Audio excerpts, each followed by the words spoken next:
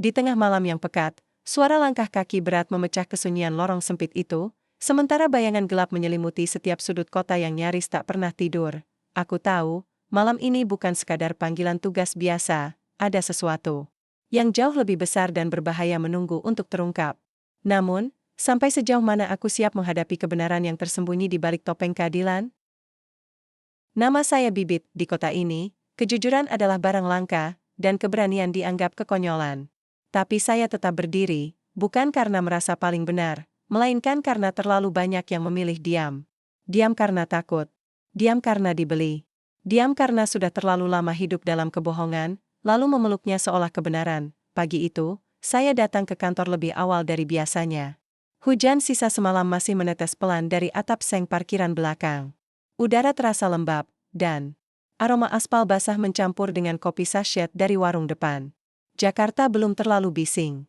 Tapi saya tahu, dalam hitungan jam, suara klakson dan amarah pengendara akan kembali membanjiri jalanan. Di ruang rapat lantai 2, ada pertemuan tertutup.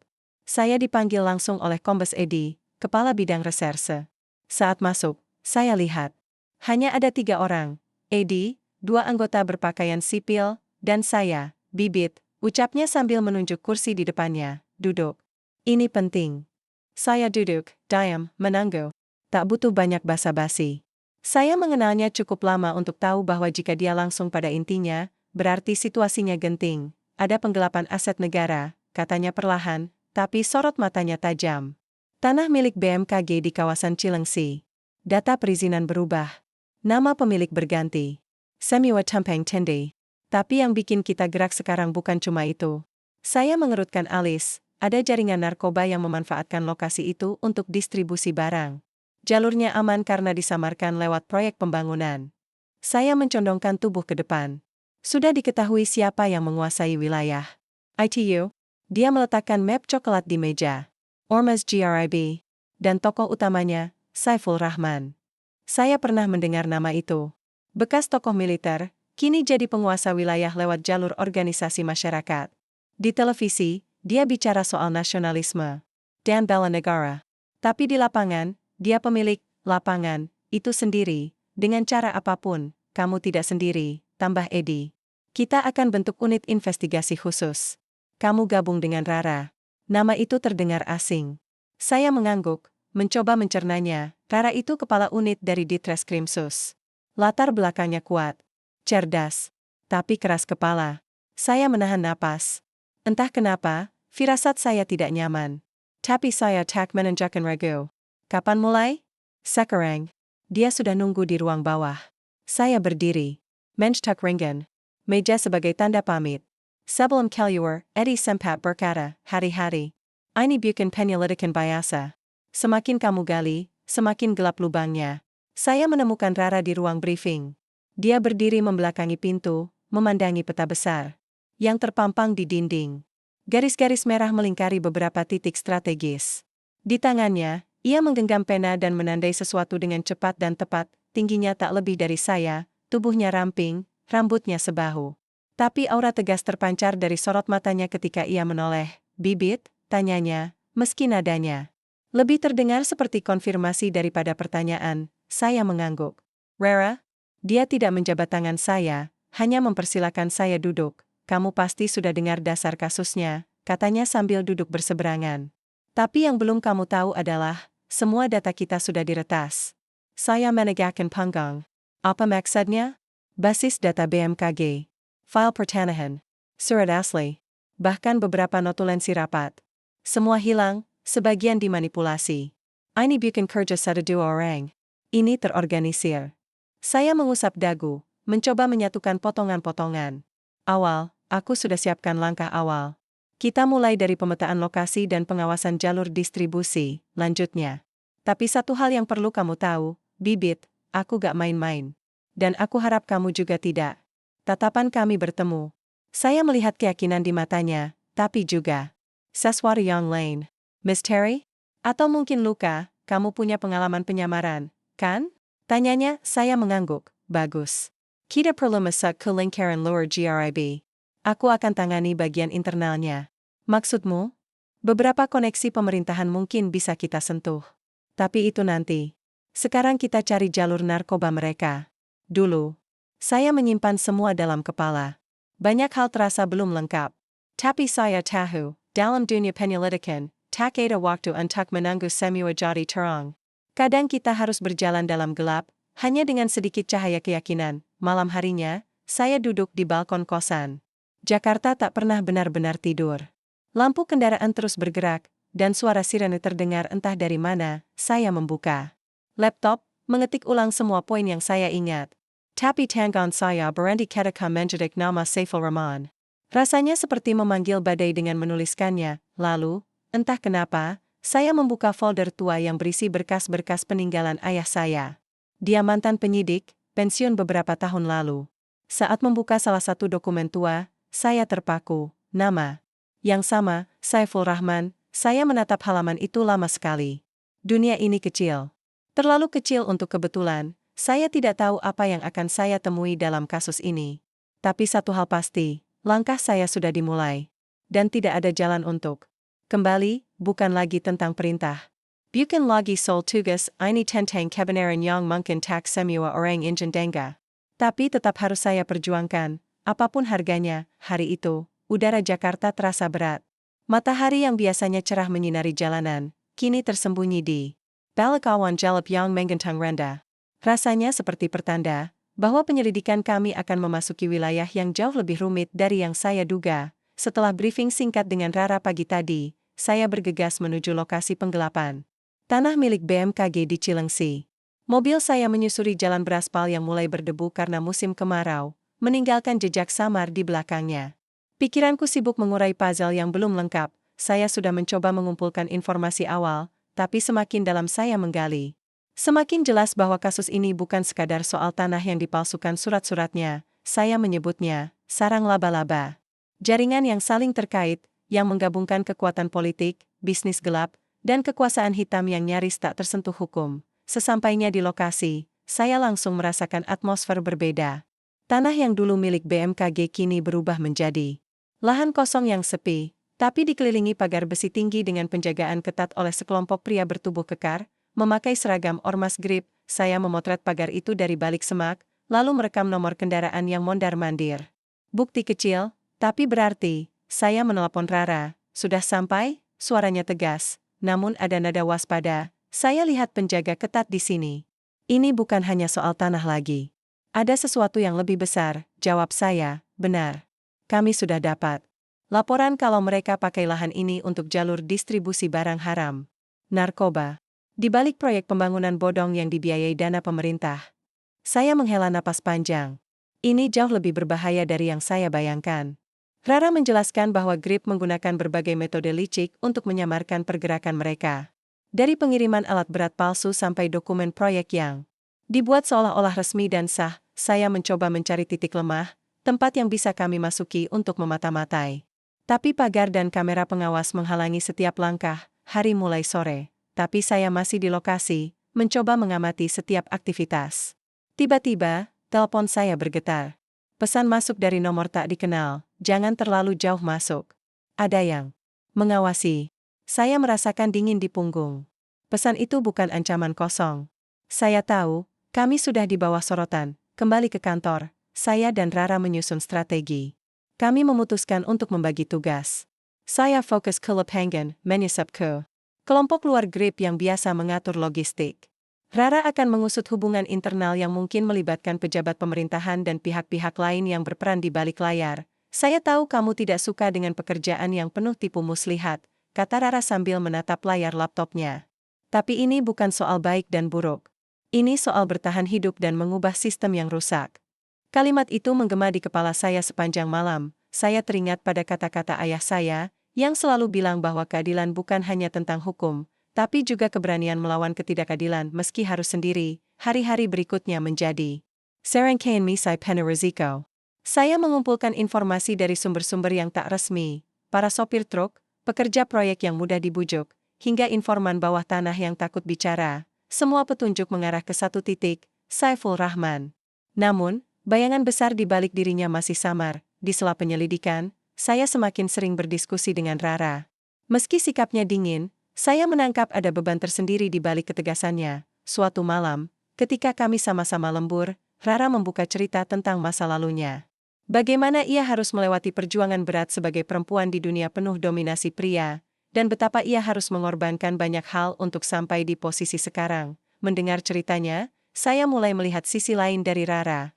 Bukan hanya rekan kerja, tapi seseorang yang punya alasan kuat untuk berjuang dalam kegelapan yang sama. Namun, di balik semua itu, saya tetap waspada.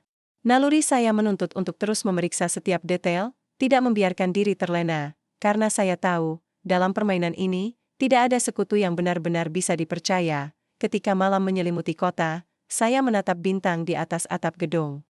Cantor. Saya bertanya pada diri sendiri, seberapa jauh saya harus pergi untuk menemukan kebenaran?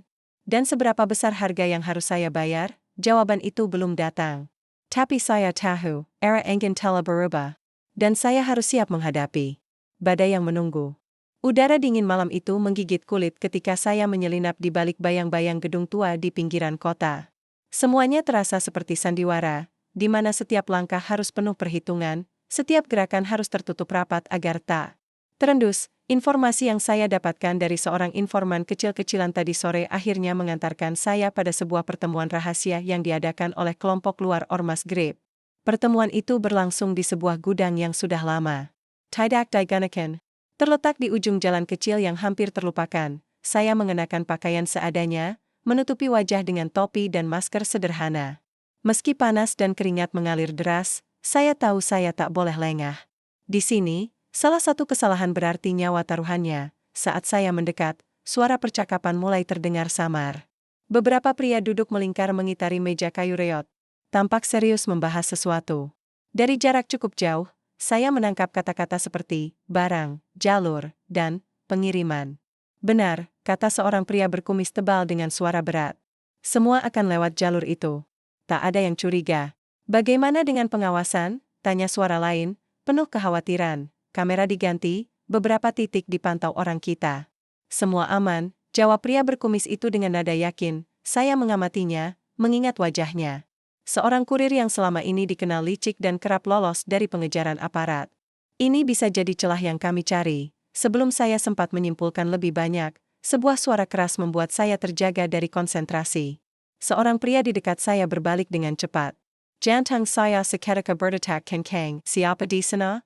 Saya mengurungkan niat untuk lari. Tidak ada tempat sembunyi. Dengan spontan, saya mengangkat tangan dan berusaha tenang.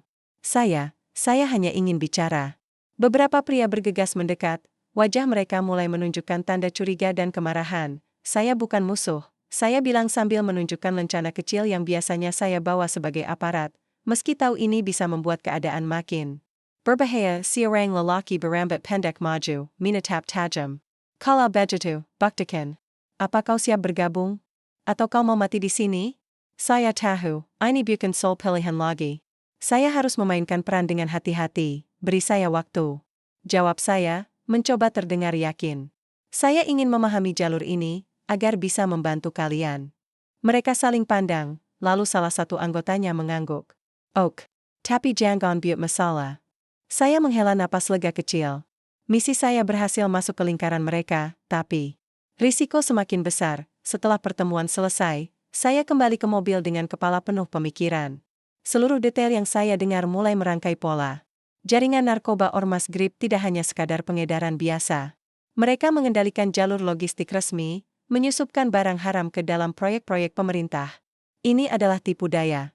Yang sempurna, saya segera mengirim pesan singkat kepada Rara, masuk lingkaran luar. Dapat info jalur distribusi. Tapi perlu bukti lebih kuat. Jawabannya datang cepat, bagus. Aku gali dari sisi internal. Kita harus pecah benteng ini dari dua arah. Dalam hati, saya bersumpah, ini bukan hanya soal menegakkan hukum. Ini soal membongkar sebuah sistem yang sudah membusuk dari dalam. Namun, semakin dalam saya masuk, saya merasa ada sesuatu yang tidak saya mengerti sepenuhnya. Bayangan hitam terus mengikuti saya, dan saya tahu, bahaya sesungguhnya belum muncul. Di malam yang sunyi, saya kembali menatap langit yang pekat, bertanya pada diri sendiri, seberapa jauh saya harus jatuh sebelum bisa benar-benar berdiri? Dan apakah saya siap menghadapi kenyataan yang mungkin lebih pahit daripada yang saya bayangkan? Beberapa hari setelah saya menyusup ke pertemuan rahasia itu, suasana kerja menjadi semakin berat. Setiap pagi, saya melangkah masuk ke kantor dengan kepala penuh pikiran yang tak pernah tenang. Kasus ini seperti gelombang besar yang terus menggulung, menelan segalanya tanpa ampun. Rara terus mengirimkan laporan internal yang semakin membingungkan. Beberapa pejabat pemerintahan yang dulu saya anggap bersih, ternyata punya hubungan erat dengan jaringan Grape. Dokumen-dokumen yang dia temukan menunjukkan transaksi gelap, penggelapan dana, dan konspirasi berlapis-lapis. Saya duduk di ruang penyidikan, memandangi tumpukan berkas yang harus saya pelajari ulang. Mata saya mulai perih karena terlalu lama menatap angka dan nama-nama yang seakan membingungkan. Tapi saya tahu, di balik setiap angka itu ada nyawa dan masa depan yang terancam. Sore itu, Rara datang membawa secangkir kopi. Wajahnya terlihat lelah, tapi matanya tetap tajam. "Kamu sudah lihat laporan terbaru?" Tanyanya sambil meletakkan kopi di meja. Saya mengangguk. "Ada nama-nama yang tidak bisa kita abaikan." Dia menghela napas panjang. "Ya, ini jauh lebih rumit dari yang kita kira. Bahkan mungkin ada yang bermain dari dalam aparat." Saya menatapnya dengan serius. "Maksudmu?" "Artinya, ada yang menyabotase penyelidikan kita. Mungkin juga yang memberi peringatan tadi malam." Rara mencondongkan badan, suaranya menurun. "Kita harus hati-hati, Bibit. Jangan sampai kepercayaan kita dimanfaatkan untuk menjatuhkan kita." Kata katanya menusuk hati. Saya tahu Rara bukan tipe orang yang mudah curiga, apalagi terhadap rekan sekerjanya sendiri. Tapi kali ini, situasinya berbeda. Saya mencoba mengingat setiap percakapan, setiap gerak-gerik dari mereka yang selama ini saya anggap sekutu. Namun, bayangan samar itu terus mengganggu, membuat saya waspada. Suatu malam, saat sedang menelaah dokumen di kantor, telepon saya berdering tanpa tanda pengenal. "Halo," suara saya terdengar tegang. "Simpan semua yang kamu tahu, Bibit." Suara di ujung sana dingin dan tegas. "Ini bukan permainan untuk orang lima." Sebelum saya sempat bertanya, panggilan itu terputus. Jantung saya berdegup kencang. Ancaman itu nyata. Saya segera mengabari Rara tentang panggilan tersebut. Tapi anehnya, dia terlihat tenang, hampir seperti sudah menduga hal ini akan terjadi. "Ini tanda kita sudah terlalu dekat dengan inti masalah," katanya singkat. Hari-hari berikutnya menjadi permainan kucing dan tikus. Saya merasa setiap langkah diawasi, setiap kata saya bisa disalahartikan. Tapi saya tak boleh mundur, karena di balik semua itu, saya tahu ada suara-suara kecil yang berharap keadilan benar-benar ditegakkan. Pada satu momen yang tak terduga, saya menemukan rekaman CCTV yang tersembunyi di sebuah gudang. Rekaman itu memperlihatkan beberapa pejabat datang dan pergi tengah malam, masuk ke dalam kompleks lahan yang katanya resmi. Ini adalah bukti penting. Tapi sebelum saya sempat menyerahkan ke Rara, saya menyadari ada sesuatu yang aneh pada rekaman itu. Ada jeda dan bagian yang terhapus. Siapa yang bermain-main dengan bukti kita? Saya bertanya dalam hati. Ketika saya ingin mengonfrontasi Rara, saya menemukan dia sudah pergi dari kantor tanpa pemberitahuan. Teleponnya tidak bisa dihubungi. Panik mulai merayap perlahan. Apakah dia sudah tahu sesuatu yang tidak saya ketahui? Atau apakah saya mulai kehilangan orang yang paling saya percayai? Di tengah kebingungan itu, saya menyadari satu hal. Tembok kepercayaan yang selama ini saya bangun mulai retak. Dan retakan itu menganga semakin lebar, siap menelan segalanya. Saya berdiri di depan jendela kantor, menatap langit malam yang gelap pekat. Bintang tak terlihat, seakan malam ini menyimpan rahasia yang terlalu berat untuk diungkap. Saya tahu, perjalanan saya masih panjang. Tapi saya harus terus maju. Karena kebenaran tidak pernah mati, meski dikelilingi bayang-bayang pengkhianatan. Malam itu, kantor kami terasa seperti sarang racun yang bersembunyi di balik bayang-bayang. Setelah Rara menghilang tanpa jejak, saya seperti kehilangan jangkar. Di tengah lautan yang bergelora, ponselnya yang tak bisa dihubungi, ruang kerja yang kosong, semua menciptakan kesunyian yang menusuk.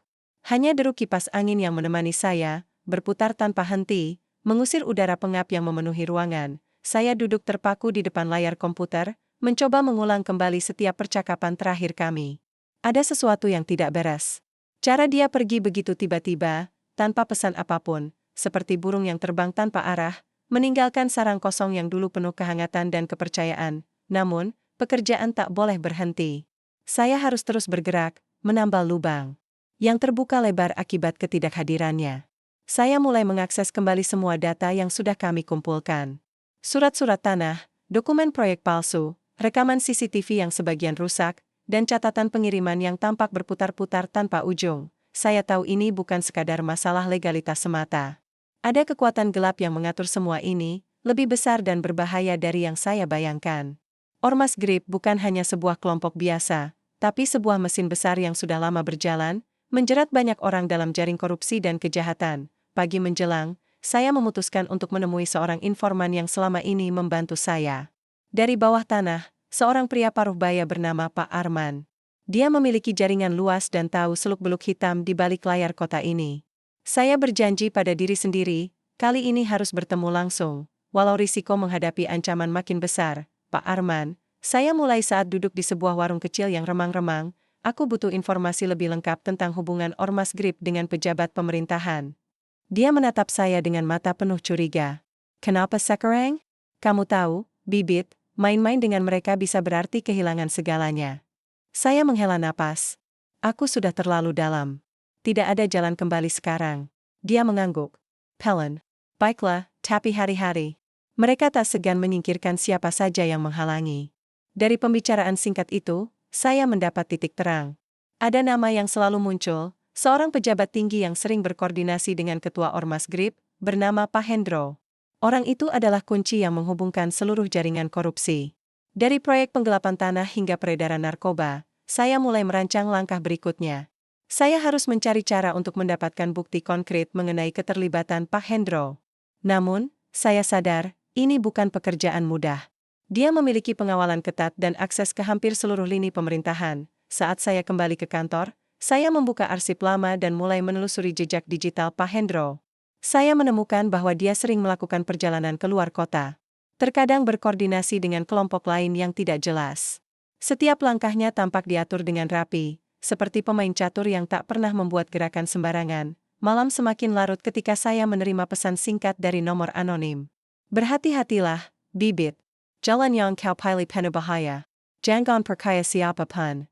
Kalimat itu menghantam saya seperti petir di tengah malam. Siapa yang mengirim pesan ini? Apakah ini peringatan? Atau jebakan? Kegelisahan mulai merayap. Saya tidak bisa lagi membedakan antara teman dan musuh. Setiap tatapan, setiap ucapan bisa menjadi pisau bermata dua. Meski begitu, saya tahu, mundur bukan pilihan.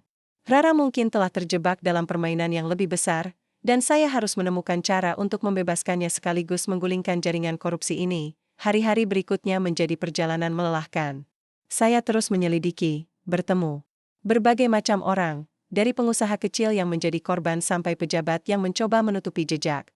Saya menyadari betapa dalamnya lumpur yang harus saya selami. Suatu sore, saat menelusuri dokumen di sebuah kafe kecil, saya didekati oleh seorang wanita muda.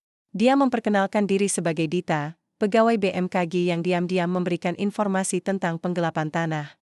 Wajahnya penuh ketakutan, tapi matanya menyiratkan keberanian yang kuat. Pak Bibit, saya tahu ini berbahaya, tapi saya ingin membantu. Ada banyak hal yang tidak boleh diketahui publik, katanya pelan. Saya menyambut tawarannya dengan hati terbuka. Setiap informasi kecil sangat berharga sekarang. Dita mulai bercerita tentang praktik-praktik curang yang terjadi di dalam BMKG, termasuk pemalsuan dokumen dan tekanan dari pihak luar agar proyek penggelapan tanah terlihat legal. Cerita Dita membuka mata saya lebih lebar lagi tentang besarnya korupsi ini. Ini bukan hanya soal uang atau kekuasaan, tapi juga tentang bagaimana mereka mempermainkan nasib banyak orang demi keuntungan pribadi. Malam itu, saat berjalan pulang, saya merasakan bayangan panjang menyelimuti langkah saya. Setiap sudut kota seolah menyimpan rahasia yang ingin saya bongkar, tapi juga siap menjerat saya kapan saja. Saya teringat pada pesan terakhir yang saya terima, jangan percaya siapapun. Kata-kata itu berputar dalam kepala saya, seperti mantra yang mengingatkan bahwa saya berdiri di garis depan perang yang tak terlihat, tapi saya masih punya satu tekad yang tak tergoyahkan, mencari kebenaran, meski harus menghadapi dunia yang penuh kebohongan, karena bagi saya, keadilan bukanlah sekadar kata. Ia adalah perjuangan, sebuah cahaya kecil yang harus saya jaga di tengah gelapnya kabut yang menyelimuti kota ini. Hari-hari yang berlalu terasa seperti neraka yang membakar jiwa saya perlahan. Sejak Rara menghilang, dunia saya seperti runtuh, tertutup kabut yang makin tebal. Saya terus menggali, mencoba menemukan petunjuk apapun yang bisa membawa saya kembali padanya, atau setidaknya, mengungkap kebenaran tentang siapa dia sebenarnya. Dita menjadi satu-satunya cahaya kecil yang saya genggam. Informasi yang dia berikan mulai saya rangkai menjadi pola besar, menyatukan titik-titik yang selama ini tersembunyi dalam bayang-bayang. Tapi setiap langkah semakin membebani dada saya dengan keraguan dan ketakutan. Suatu sore, ketika saya sedang memeriksa data transaksi keuangan yang didapat dari Dita, ponsel saya bergetar. Pesan masuk dari nomor tak dikenal. Apa kau ingin tahu siapa pengkhianat sebenarnya?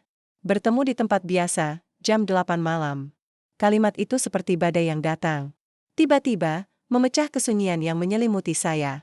Saya tahu, ini bisa jadi jebakan, tapi naluri saya menyuruh untuk tidak melewatkannya. Malam itu, saya tiba di sebuah kafe kecil di pinggir kota. Lampu remang dan musik jazz yang mengalun lembut seolah berusaha menenangkan jiwa yang gelisah. Saya duduk di sudut, mata terus mengamati pintu masuk. Tak lama kemudian, seorang pria bertubuh kurus dengan jaket lusuh mendekat. Dia mengangguk singkat sebelum duduk di depan saya. "Bibit," katanya pelan. "Siapa kau?" tanya saya, mencoba menyembunyikan rasa penasaran sekaligus waspada, orang yang dulu bekerja untuk Rara. Dia sudah lama terjebak dalam permainan besar ini. "Aku di sini untuk memberimu bukti." Dia menyerahkan sebuah flash disk. Di dalamnya ada rekaman percakapan Rara dengan ketua Ormas Grip dan pejabat-pejabat korup. Kamu akan terkejut. Jantung saya berdegup kencang saat saya menerima flash disk itu. Akankah ini jawaban yang selama ini saya cari? Ataukah jebakan yang akan menjebloskan saya ke dalam kegelapan? Keesokan harinya, di ruang penyidikan yang sunyi, saya memasukkan flash disk ke komputer. Layar menampilkan rekaman video yang mengguncang dunia saya, Rara, yang selama ini saya percayai, berbicara dengan suara rendah dan penuh rahasia bersama ketua Ormas Grip yang tampak mengatur strategi penyelundupan narkoba dan penggelapan tanah. Bahkan, ada bukti bahwa Rara menerima sejumlah besar uang sebagai imbalan untuk menutupi jejak mereka. Saya terdiam, rasa sakit menusuk hati.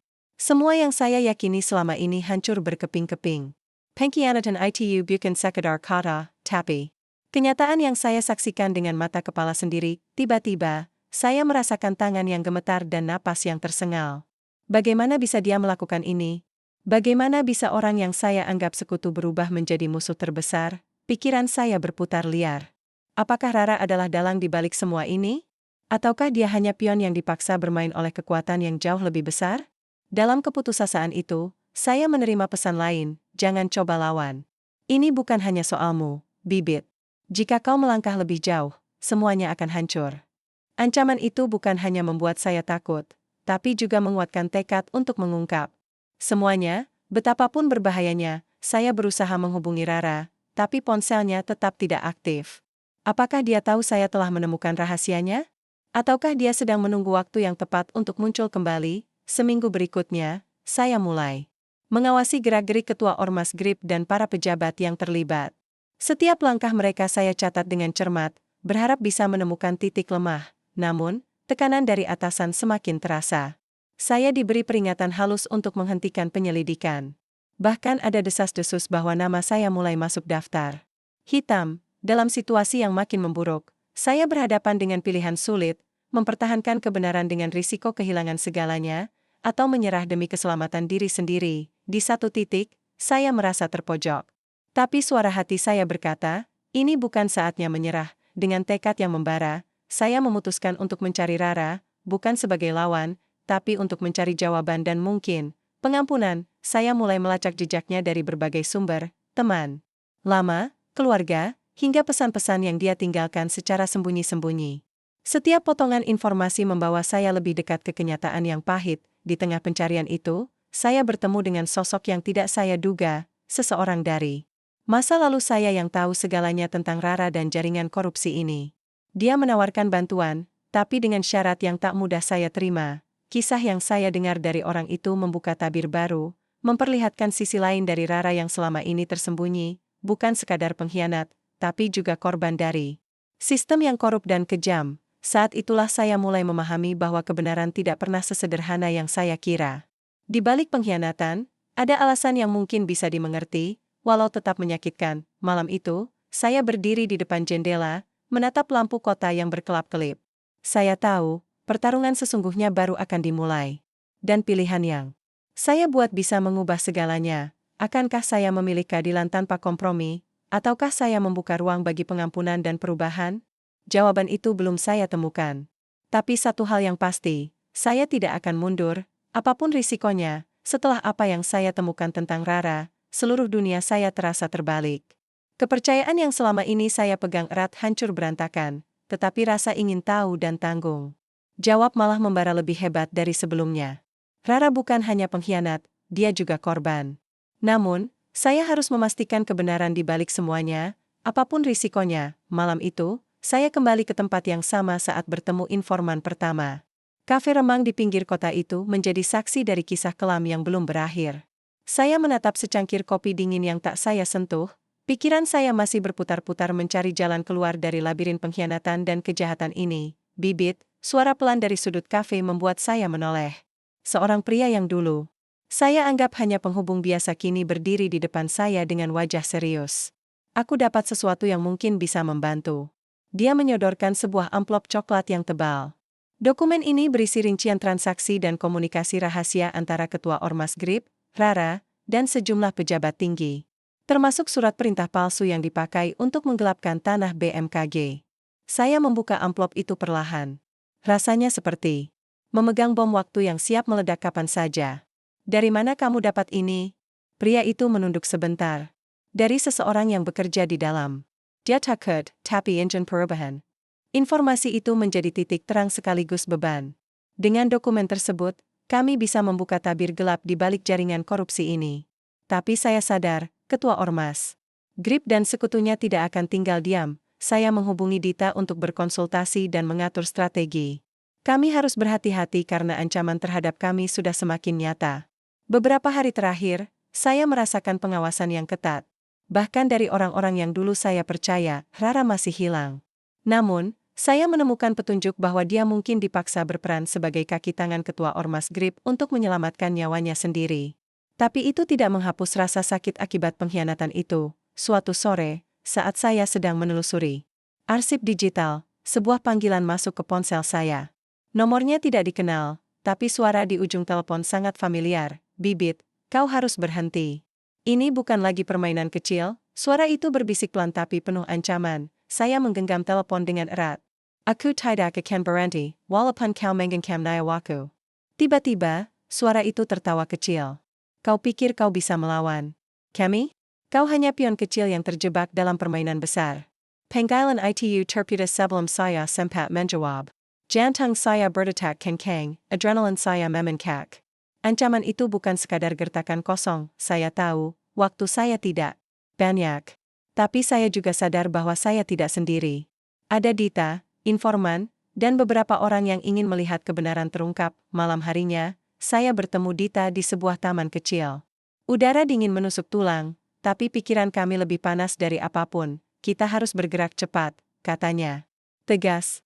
Dokumen yang kita miliki sangat berbahaya bagi mereka. Saya mengangguk. Aku sudah menghubungi beberapa teman lama di kepolisian dan media. Jika kita bisa membuka semuanya secara publik, mungkin ada harapan. Namun, rencana itu tidak semudah yang kami bayangkan. Dalam waktu singkat, tekanan datang bertubi-tubi. Telepon saya terus berdering dengan ancaman, kendaraan saya diikuti, dan rumah saya didatangi orang-orang tidak dikenal. Ketegangan memuncak saat sebuah ledakan terjadi di dekat kantor kami. Tidak ada korban jiwa, tapi jelas ini peringatan keras. Saya merasa semakin terpojok. Kepercayaan saya kepada Rara makin kabur, apalagi setelah menemukan beberapa pesan tersembunyi yang menyiratkan bahwa dia memang sedang dipaksa melakukan apa yang dia lakukan. Namun, saya tidak bisa membiarkan perasaan itu membelenggu langkah. Ini bukan hanya soal pengkhianatan, tapi tentang keadilan yang harus ditegakkan demi masyarakat yang sudah terlalu lama terluka. Di tengah semua kekacauan, saya bertemu dengan seorang wartawan investigasi yang menawarkan bantuan. Dia yakin cerita ini bisa mengguncang negeri, tapi juga siap menghadapi risiko besar. Kami mulai menyusun laporan bersama, menggabungkan semua bukti dan fakta yang telah kami kumpulkan. Ini adalah pertaruhan besar. Malam demi malam, saya bergulat dengan rasa takut dan harapan. Setiap keputusan yang saya buat bisa menjadi penentu hidup mati, bukan hanya bagi saya, tapi juga bagi orang-orang yang saya cintai. Suatu malam, ketika saya hampir tertidur di kantor, pintu terbuka pelan. Seorang sosok berdiri di sana, Rara, wajahnya kusut dan penuh luka batin. Tatapannya menyiratkan penyesalan dan ketakutan yang dalam. Aku tidak bermaksud mengkhianatimu, Bibit, katanya lirih. Aku dipaksa. Mereka mengancam keluargaku. Hari saya berkemak. Apakah ini saatnya memberi kesempatan kedua? Ataukah ini jebakan lain yang lebih dalam? Kami berbicara panjang malam itu, membuka semua rahasia dan ketakutan yang selama ini terpendam. Saya tahu, puncak dari segala pertarungan ini sudah di depan mata. Dan pilihan yang akan kami buat bersama menentukan nasib keadilan yang kami cari. Kegelapan yang selama ini menyelimuti mulai sedikit tersibak, tapi bayangannya masih menghantui setiap langkah. Saya siap menghadapi apapun yang datang. Karena ini, bukan lagi soal saya atau Rara. Ini soal kebenaran yang harus dibebaskan, walau dengan harga apapun. Malam itu, udara dingin menusuk tulang saat Rara berdiri di depan saya, wajahnya yang penuh luka dan penyesalan terpampang jelas dalam remang lampu jalan. Kami duduk di sebuah kafe kecil, tempat yang dulu penuh canda, kini berubah menjadi ruang pengakuan dan konfrontasi. Suara gemericik hujan di luar seolah ikut merasakan beban yang kami tanggung. Aku tidak bermaksud mengkhianatimu, Bibit. Suaranya bergetar, hampir patah. Mereka mengancam keluargaku. Aku tidak punya pilihan. Saya menatapnya dalam diam, bergulat dengan perasaan yang campur aduk. Ada kemarahan, kecewa, tapi juga rasa iba yang dalam. Pengkhianatan Rara bukan hanya soal pengkhianatan biasa. Dia terperangkap dalam jaring kejahatan yang jauh lebih besar daripada yang kami bayangkan. Kau tahu apa yang telah kau lakukan, Rara? Kau bukan hanya mengkhianatiku, tapi juga semua yang kita perjuangkan. Saya berkata dengan suara berat. Menahan amarah yang menggelegak, Rara menunduk. Air mata mengalir tanpa bisa dibendung. Aku tahu. Aku harus membayar semuanya. Tapi aku juga ingin memperbaiki semuanya. Aku ingin membantu kau menjatuhkan mereka. Malam itu menjadi titik balik yang tak terduga. Dari sosok yang saya anggap pengkhianat, Rara berubah menjadi sekutu yang bertekad membantu mengungkap seluruh kebusukan yang selama ini tersembunyi. Kami mulai merancang strategi bersama, dengan risiko yang semakin besar dan ancaman yang kian mengintai. Rara menyerahkan dokumen-dokumen rahasia yang selama ini dia sembunyikan, bukti kuat yang bisa menghancurkan jaringan Grip dan para pejabat korup, tapi musuh kami juga tidak tinggal diam. Dalam beberapa hari berikutnya, kami mengalami tekanan yang luar biasa. Telepon terus berdering dengan ancaman, rumah saya disatroni oleh orang tak dikenal, bahkan salah satu teman dekat saya tiba-tiba menghilang tanpa jejak. Saya merasa seolah-olah berada di tengah badai yang siap menerjang kapan saja. Tapi di balik semua itu, tekad saya semakin kuat. Kebenaran harus menang, walau harus melalui darah dan air mata. Salah satu malam paling menegangkan adalah ketika kami memutuskan untuk melakukan pertemuan dengan seorang pejabat tinggi yang diyakini menjadi otak utama di balik seluruh skema korupsi ini.